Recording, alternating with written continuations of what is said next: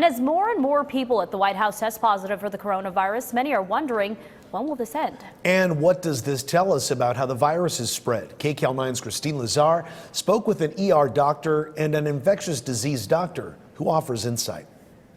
I think it's showing us how brilliant COVID-19 really is. Infectious disease doctor Jesse O'Shea says COVID-19 has the unique ability of being highly contagious, but not lethal enough to essentially kill itself off. Dozens of people at the White House have now tested positive for the virus in less than a week. The latest, White House Press Secretary Kayleigh McEnany and 2 of her aides.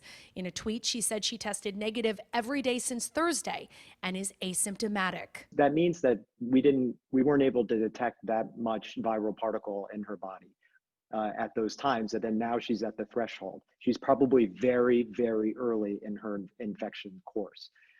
That's why she's asymptomatic. Which means you may still be contagious before you test positive for the virus.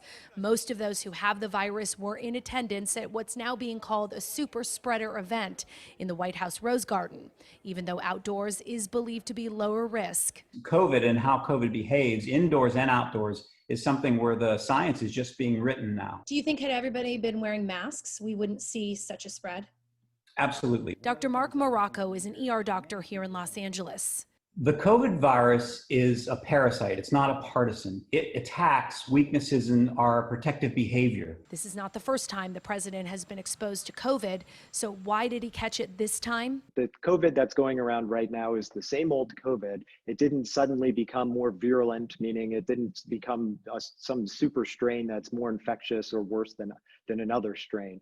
What we're seeing right now is a lapse in human behavior, and we dropped our guard. But doctors hope as the American public watches the virus move through the White House, that guard goes back up. Whether you love Trump or don't love Trump, the virus is looking for you.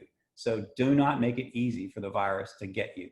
So for how long will we see people testing positive in the White House? Well, the doctors say the next week or so will be critical. But after that, we could see people who were never there, friends and family members of those who were, testing positive over the coming weeks, even months.